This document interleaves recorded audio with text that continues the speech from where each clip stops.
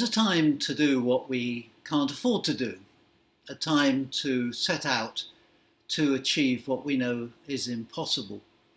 When I look back at my life with the church, I think that's when I've had the most fun, or at least some of it, is in doing things which there's no way we could afford, and things which were, for one reason or another, quite impossible.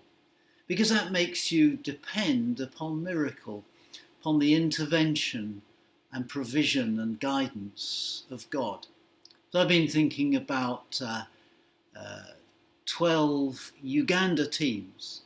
They were never financially viable at any point, really, until we were using up the basketfuls of the stuff left over, the money we had to utilise at the end of a team visit. And we'd be wondering, well, how do we have all these resources in our hands when we could never have afforded to do this in the first place? But I can think of lots of other things too. Anyway, you are most welcome. Thank you for joining me for the message for November the 7th, and I hope you are well. We come in this series of Walking Backwards to Christmas, in this series where we're working way backwards, in a sense, through the ministry of Jesus to the miracles of Jesus. And I've chosen two. And they connect with last week's message where Jesus was in the company of Elijah and Moses to indicate that his ministry was a continuation of what the Old Testament is really all about, and a completion of it, and a superior development, if I can put it that way. Anyway, that was last week. So I've chosen this week two representative miracles. There are so many to choose from. One that connects us to Elijah, the raising of a widow's son, so a sign that would be very recognizable to the people of Jesus. And one which recalls the other great figure, Moses, the number one figure of the Old Testament for Jesus' people, through whom God fed people in the wild place where there was no food. So I've chosen the raising of the son of the widow of Nain and the feeding of the 5,000. I could have chosen so many more. They're all so instructive to look at. Now, in the culture of Jesus, miracles were not unexpected and may or may not be thought of as spectacular, but they were part of normality as far as people were concerned, extremely different to the expectations in a Western culture of the 21st century. For them, the question wasn't anything to do with can there be miracles. For them, the question was this, and is actually still the right question.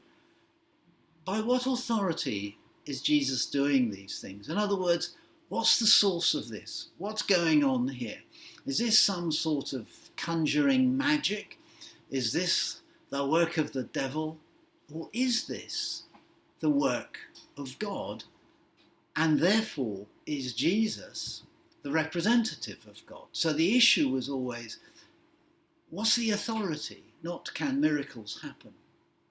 Jesus' answer was, well, if you look at my miracles, you will see the qualities of the kingdom of heaven that I'm trying to teach you about. So, for example, there was a time when John the Baptist began to have doubts about Jesus. You know, he's an enthusiastic supporter initially, but he also had expectations about the Messiah that Jesus didn't seem to be fulfilling. So he sent some messengers to find out from Jesus, are you the one we're to expect, or have I made a mistake, basically? And we can find out about that in Luke chapter 7. And here it is at verse 22. Jesus replied to the messengers, "Go back and report to John what you've seen and heard." So he's talking about experience there, what you've seen and heard. The blind receive sight, the lame walk, those who have leprosy are cured, the deaf hear, the dead are raised, and the good news is preached to the poor. In other words, what Jesus is saying, and not only here, is you can tell by what authority I'm doing these things, that these miracles are occurring, because they are miracles that sit with the kingdom of heaven. They share the heart of my Father, who is God. They're all about mercy and compassion, and they bring into the present order of things what will one day be absolutely true when the kingdom comes in its fullness, even though it comes and dawns now by my presence among you. A time is coming, in other words, when people and the rest of nature will be in harmony, and therefore sickness is healed and death is no more, and the things of heaven are real for the order of the universe and of planet Earth. It's a well worthwhile thought to dwell in this week of COP26, week 2. Now, miracles in the ministry of Jesus then are not about a performance to impress people. Herod wanted Jesus to perform miracles to impress him, and Jesus refused to put on a stage show. In fact, he would quite often, with people whom he healed, tell them just to come aside quietly and to go and do something quietly in response. In other words, he was constantly resisting the temptation to perform in order to impress, and constantly resisting those who would like him to behave in that way. So the point of the miracles and the lessons of them is learned really as we think about that healing in which the widow of Nain received her son back as people from the community were carrying him out to bury him. And Luke tells us, it was there in our reading, it's in Luke chapter 7, that his heart went out to her. And he said, don't cry. So you feel the emotion of the love of God in the Son of God, Jesus, in that moment. His heart goes out to her. Such a rather tender saying, really. It's a quite powerful image, your heart going out to somebody. And I think any of us can catch the meaning of that. And he says, don't cry. You know, that's God's urge to bring about the renewal of all things and the healing of all things. So what's happening in the miracles of Jesus is that urge in God which will one day completely restore the creation, is at work in the living Jesus. Now, I think, you check me out on this if you like, but I think when you look at the Gospels, they believe that the feeding of the 5,000 is somehow central. So I choose the raising of the son of the widow at Nain, partly for the Elijah connection, but partly because I think it reveals the heart of God in the miracle. Heart going out. Don't cry. And I choose the feeding of the 5,000 because it's always seemed to me, or for a long time it seemed to me, that the gospel writers see this as the central miracle, and if not the central miracle, then certainly very, very central. Why? Well, the link with Moses, yes, but in a deeper sense. John's gospel brings this out very particularly. People need the means to life. Sometimes the means to life is bread, or bread and fish, but in the Bible, bread tends to represent the need for life, biological life that has to feed on natural foods, but life in the big sense too, a sharing God's life that must therefore feed in some direct way upon God's Spirit.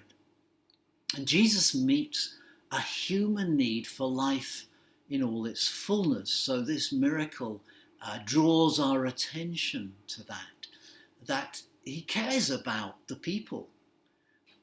But it's interesting to me, and this may be another reason why it's seen as central, that this is the miracle that Jesus and the disciples work in together. The miracle, as it were, takes place as the disciples carry out the instructions. Just notice what happens. First of all, there's an equivalent to prayer. The disciples bring to Jesus a need. The people are in need. The disciples aren't. The people are in need. Please do something about it. You need to stop teaching them now. Send them away so that they can look after themselves.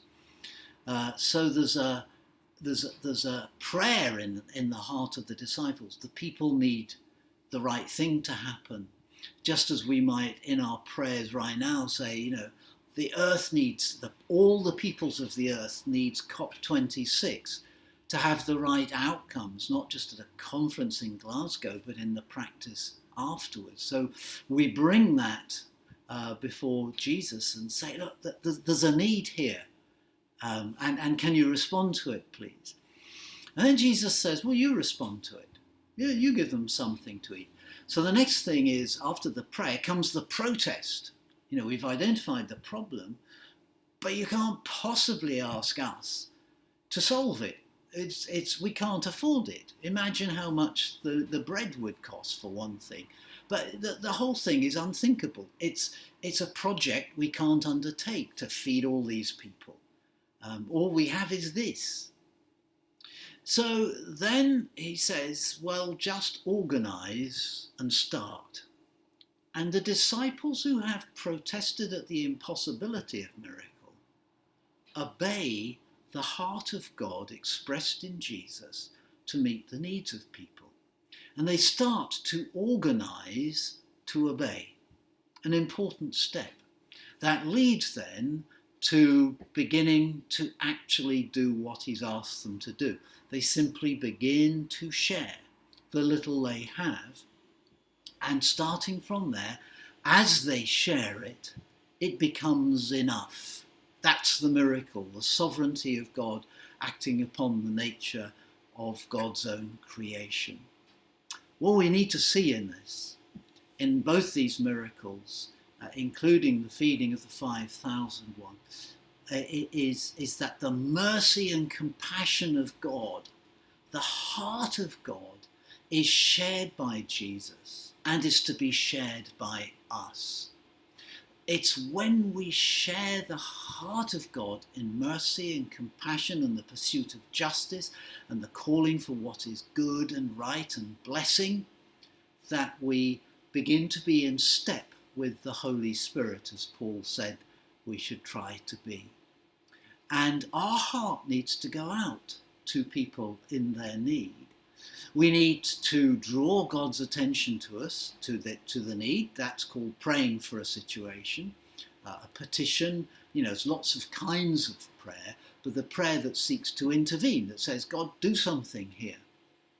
And God says, let's do something. You do it with me. And we go, no, wait a minute. We can't afford that. That's impossible. That's way beyond anything we can organise to do. That's an impossible outcome. It's beyond our power. But then, in the midst of our protest, we have that faith which says, as Peter did at the end of an unsuccessful night of fishing, because you say so, we will. And so the power comes when the church doesn't just go, and Christians individually don't just go, it's impossible. There's a need, I see the need and I care about the need, but it's impossible. We go, look, Lord, there's a need and I'm willing to hear you tell me my part in it. We are willing as your church to hear you direct us in some kind of response. And that's when the miracles can happen.